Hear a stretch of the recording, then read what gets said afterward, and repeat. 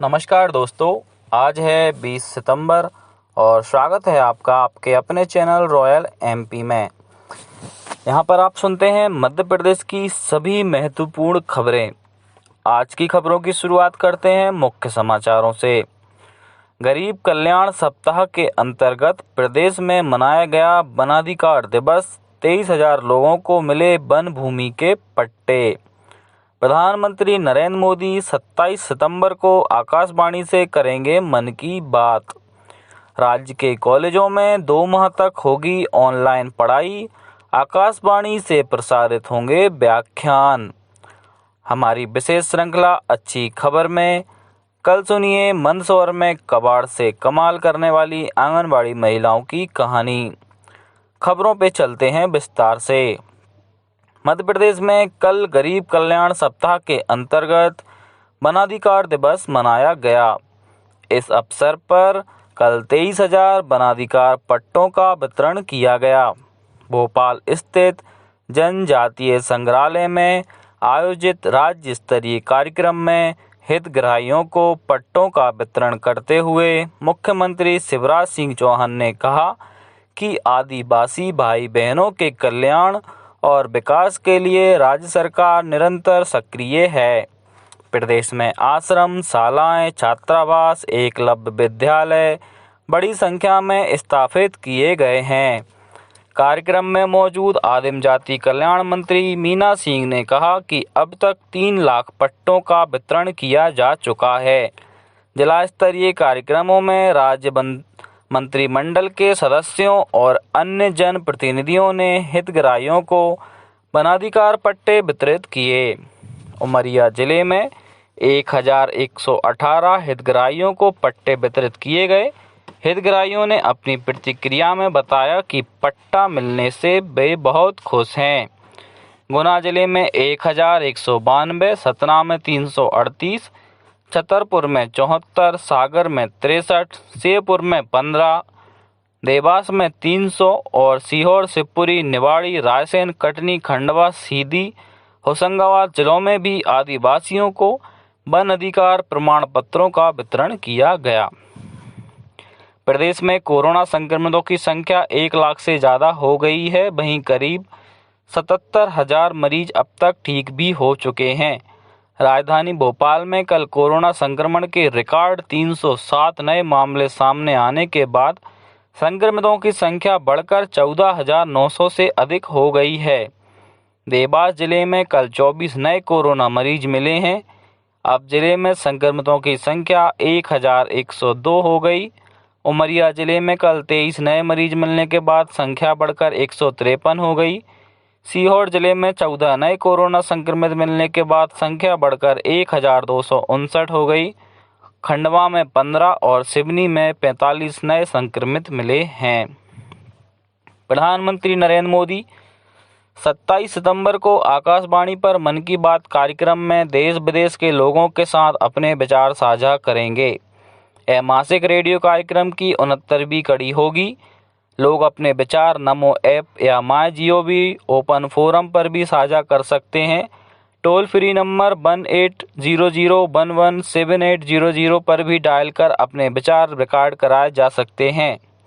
1922 पर भी missed call देकर SMS लिंक प्राप्त कर प्रधानमंत्री को सीधे सुझाव भेज सकते हैं। बीते 14 सितंबर को पाकिस्तान द्वारा रिहा किए गए 11 भारतीय बंदियों में से एक अनिल साकेत सकुशल अपने घर रीवा पहुंचे हैं।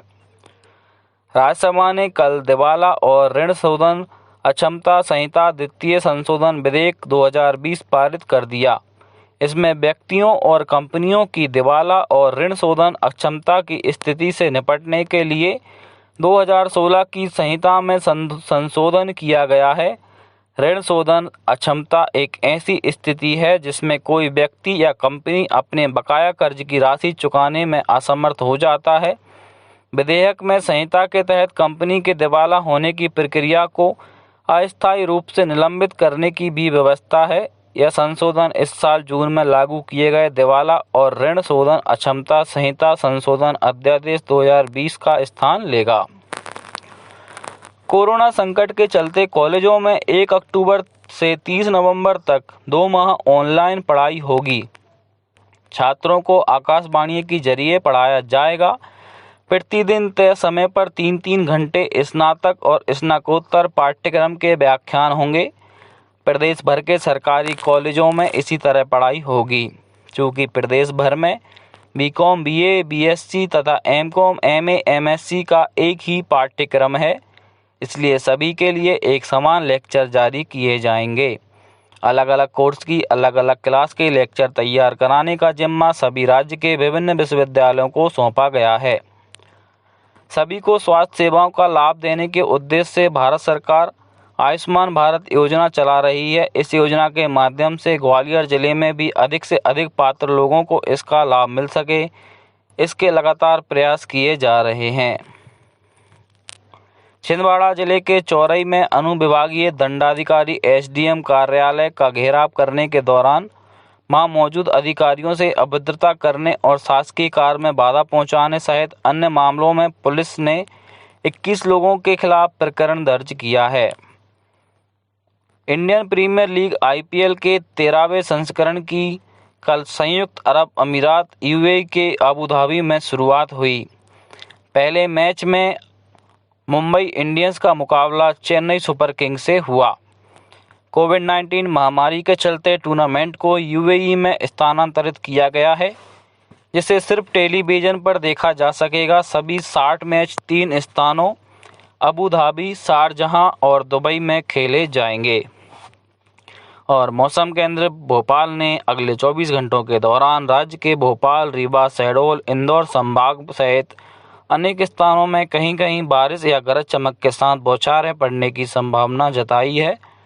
पिछले 24 घंटों के दौरान इंदौर, उज्जैन संभाग सहित प्रदेश के अधिकांश हिस्सों में बारिश हुई। सबसे अधिक 7 सेंटीमीटर बारिश मोहखेड़ा में दर्ज की गई।